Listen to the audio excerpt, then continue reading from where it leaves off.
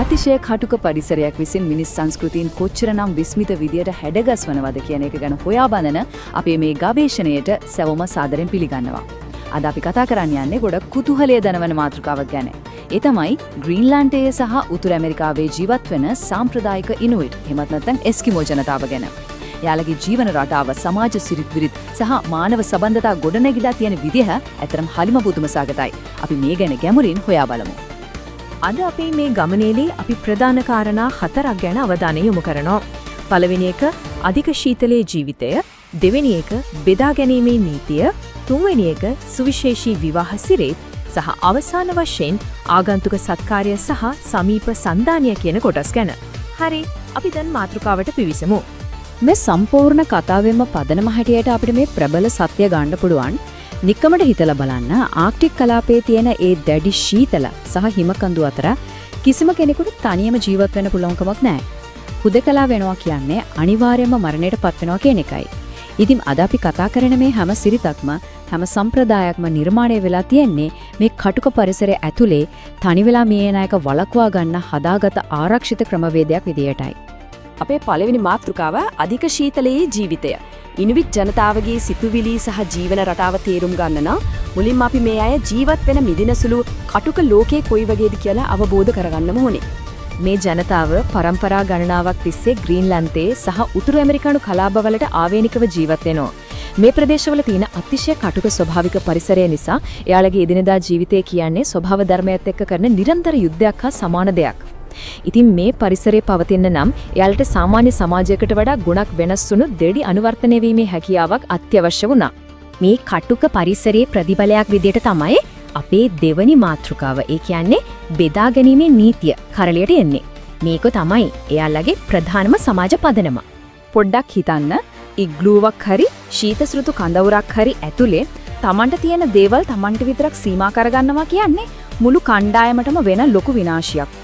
ඒක නිසා ආහාර, ඇඳුම් පැළඳුම්, නවාතැන් විතරක් නෙවෙයි Tamanට තියෙන හැම සම්පතක්ම කිසිම කොන්දේසියක් නැතුව අනිත් අයත් එක්ක බෙදා ගන්න එක එයාලගේ ජීවිතේ මූලිකම නීතියක් බවට පත් වුණා. ඒක ඔවුන්ගේ පැවැත්මේ රහසයි. ඉතින් මේ වගේ තනියම ජීවත් වෙන්නම බැරි පරිසරයක මේ මිනිස්සු කොහොමද එකිනෙකා අතර සන්ධාන ගොඩනගාගන්නේ?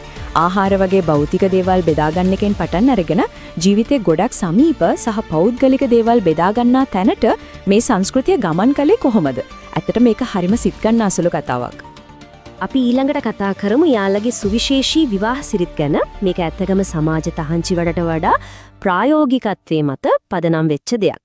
පැවැත්ම වෙනුවෙන් නැති වුණු මේ බෙදා ගැනීමේ සංස්කෘතිය විවාහය කියන සංකල්පය සම්පූර්ණයෙන්ම වෙනස් කරලා තියෙන විදිහ අපිට මෙතනදී බලා ගන්න පුළුවන්.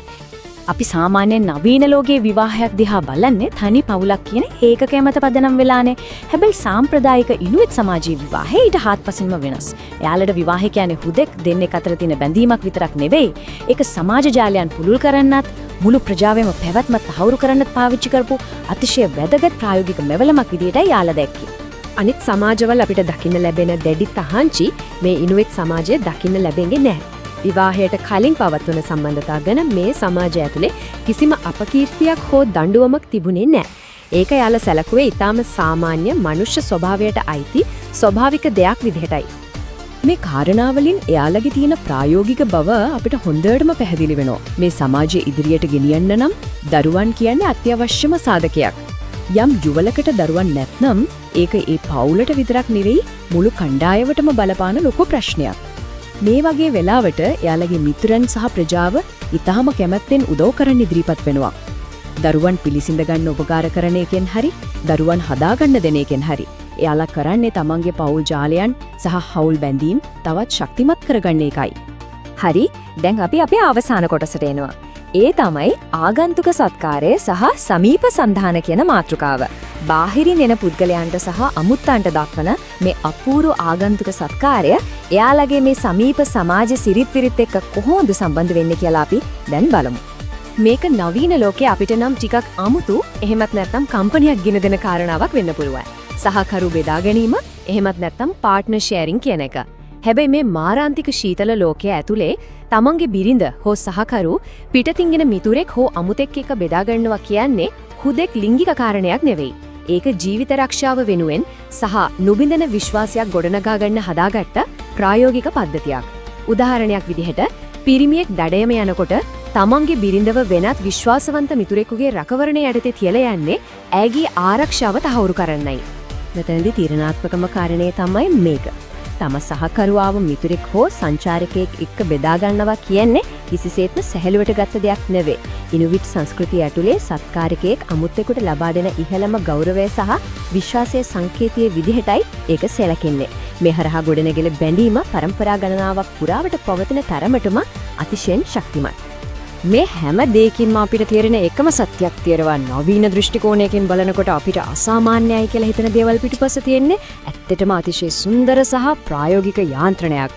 අන්න හැම දෙයකටම වඩා සමගියට එකමුතුකමට සහ පැවැත්මට ප්‍රමුඛත්වය දුන්නු මේ සමාජයේ තියෙන පරම විශ්වාසය තමයි මේකෙන් මනාව නිරූපණය වෙන්නේ.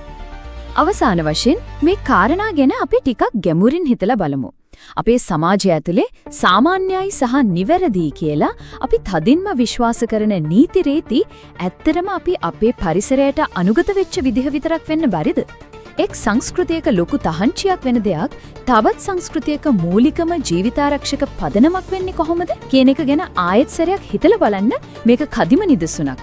ඉතින් මේ අපූරු මානව සම්බන්ධතා ගැන තවදුරටත් හොයා බලන්න කියලා ආරාධනා කරන ගමන්ම අදට අපි සමුගන්නවා.